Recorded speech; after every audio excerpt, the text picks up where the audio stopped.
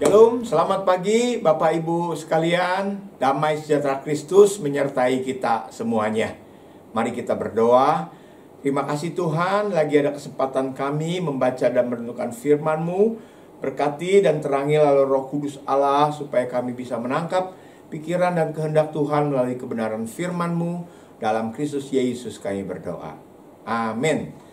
Saudara, hari ini saya memberi tema adalah tindakan kita adalah cerminan isi pikiran kita. Filipi 4 ayat 8 firman Tuhan berbunyi demikian. Jadi akhirnya saudara, semua yang benar, semua yang mulia, semua yang adil, semua yang suci, semua yang manis, semua yang sedap didengar, semua yang disebut kebajikan dan patut dipuji, pikirkanlah semuanya itu. Menurut John Maxwell, penulis buku tentang kepemimpinan, menyatakan bahwa medan peperangan terbesar dalam diri manusia yang sesungguhnya adalah terletak pada pikiran kita sendiri.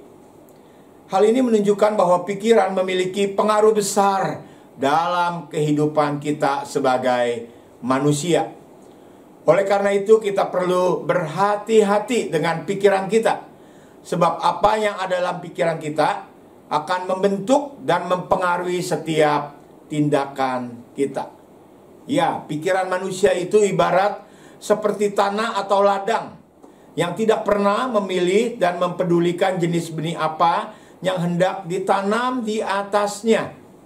Benih apapun yang kita tabur dan semai, tanah akan meresponnya, lalu menumbuhkan benih yang kita tabur itu.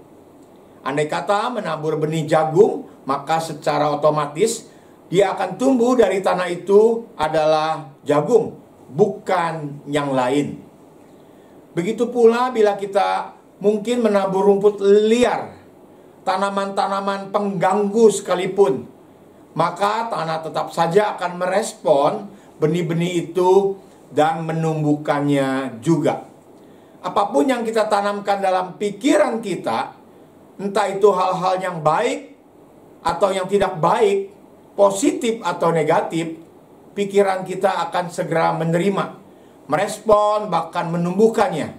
Tidak peduli hal itu berdampak positif atau negatif terhadap kehidupan kita, atau menuntun kita kepada keberhasilan atau kehancuran.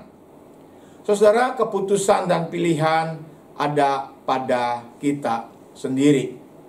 Sadar atau tidak, sering sekali kita mengeluh dan memenuhi pikiran kita dengan hal-hal yang negatif tentang diri kita. Hidupku penuh masalah.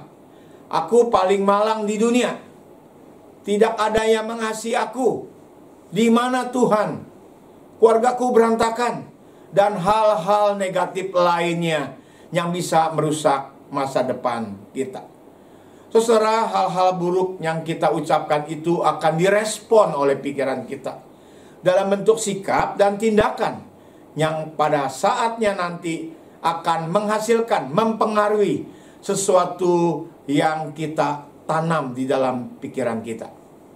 Bila yang kita tanam adalah hal yang baik dan positif, semangat atau rasa percaya diri, beriman kepada Tuhan, pikiran kita juga akan merespon hal itu ke dalam sikap dan tindakan kita, sehingga hidup kita menjadi seperti yang kita harapkan.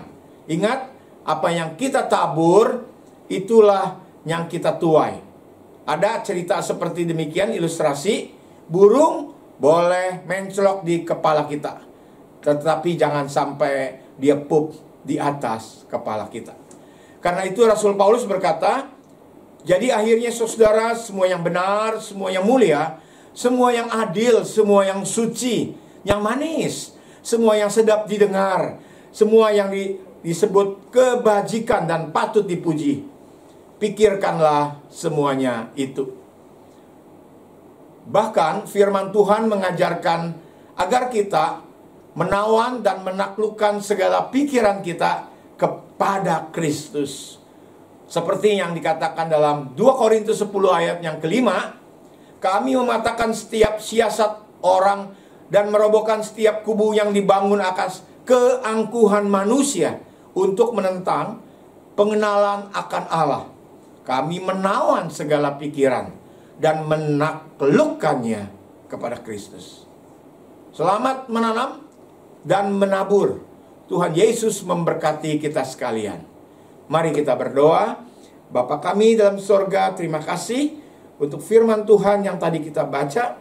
Biarlah ini boleh menginspirasi dan mengarahkan kami kepada hal-hal yang baik dan positif dalam kehidupan kami. Dalam Kristus Yesus Tuhan memberkati kami sekalian. Amin. Tuhan menyertai. God bless you.